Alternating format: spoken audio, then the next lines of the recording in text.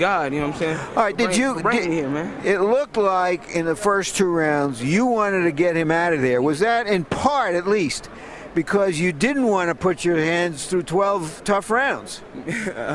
Man, I thought I thought my hands were gonna be strong, but my hands did feel good halfway until I hit him on top of the head. But I'm looking forward to fighting Jesus Chavez. He went out there, put on a good show, put on a good performance, and I just want to keep working hard. I'm young and I'm still learning. This is something you have to deal with in boxing. Is this the roughest night you've ever had in boxing? To be honest, it was a real rough night. But the main thing is I got through it, and I'm looking forward to bigger and better things. I'm looking forward to fighting Jesus Chavez. Are you going to have to take months off to let your hands heal, perhaps even to have them operated on? I don't know how long I'm going to have to take off, but it was a hard night. It was a hard night, and I'm just happy with the victory. You don't have big hands. Let's hold these hands up. Small hands. Are these knockout hands? I mean, You see there's no bone right here, see? Right over here you can see there's no knuckle. There's no knuckle right here. Right here. There's no knuckle right here. And I got this thing keep coming, a big knot coming right here on the left. Does this mean basically you have to be a boxer and let the knockout just come when it comes? That's why in a lot of fights you see me boxing this move, because my hands was hurting. But my hands never hurt me like they hurt me tonight. And so I was just trying to, pity pat and move and get the win the best way I know how. You got the win. Congratulations again, champ. Thank you. Jim? All right, thank you very much, Larry. So what are the implications of Floyd Jr.'s hands for the rest of his career? Well, the most important thing is that he's got an opponent in Chavez who's about the same height, pretty much the same style that can give him a lot of trouble. But if you're going to be a boxer, you got to live with bad hands. That comes along with the sport. I've had to go into the ring where I couldn't squeeze my hands, and Muhammad Ali and all of us. So that's nothing new to the boxing world. So you did fight sometimes when you knew you were entering the ring at less than 100% because of your hands? Most of the time you get into the ring and your hands are sore. And, of course, I don't even take the shots because I'm scared of needles. But I'm afraid of needles. But sore hands, broken knuckles, it comes with the sport. And there's no way out. If you want to be rich, fight with the knuckles broken. Do most state commissions allow a fighter to get a shot? You don't tell. You let them feel it. Even if they squeeze and hurt your fingers, you say, they ask you, how does it feel? You say, great. And you go back to the corner somewhere and scream, ouch. Mm-hmm. But you hide the pain. If you want to make it in the sport, you just cannot.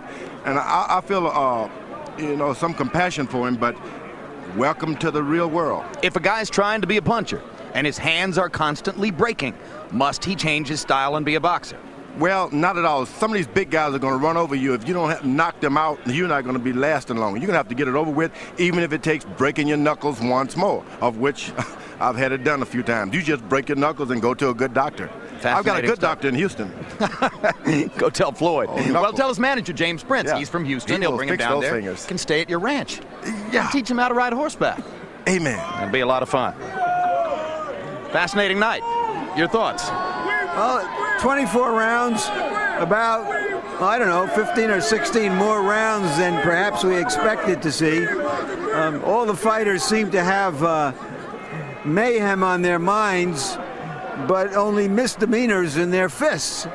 And so we had long, grueling, hard, tough fights. Let's give a pat on the back to both opponents of the so-called opponents. The guys who got beat. Arias tremendously and courageous. They came, they fought, they were in shape, they won respect, and they surprised us. Good for them. All right, and also a pat on the back for the resourcefulness of both of the guys who won, Chavez and Mayweather. It'll make for an interesting confrontation when it takes place.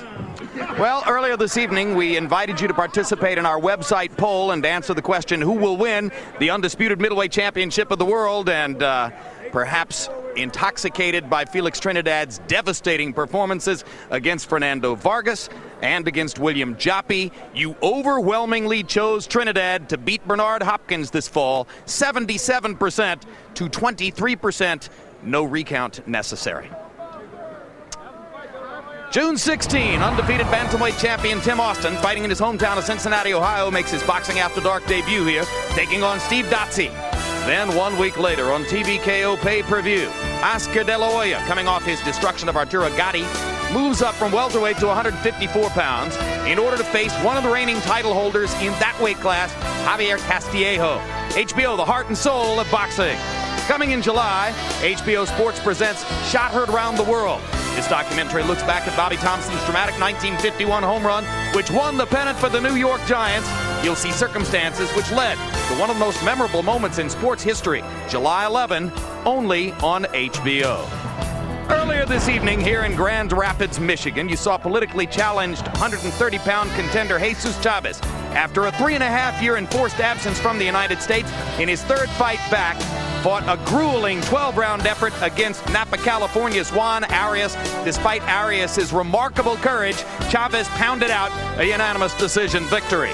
And then, Floyd Mayweather Jr., fighting with, he says, 2 damaged hands, not just 1 but 2, nevertheless produced a gritty and courageous performance himself to get a unanimous decision and retain his supremacy in the world at 130 pounds.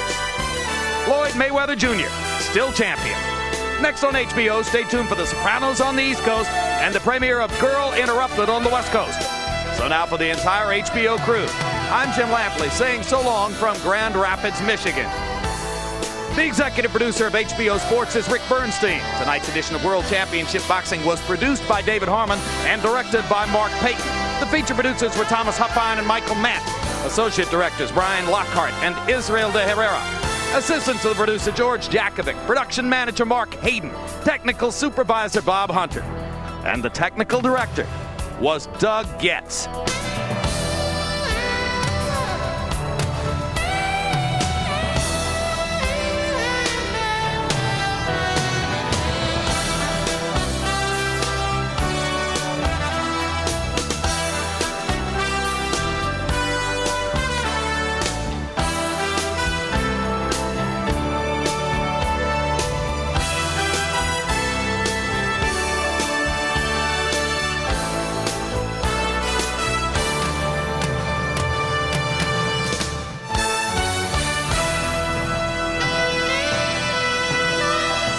This has been a presentation of HBO Sports, the network of champions.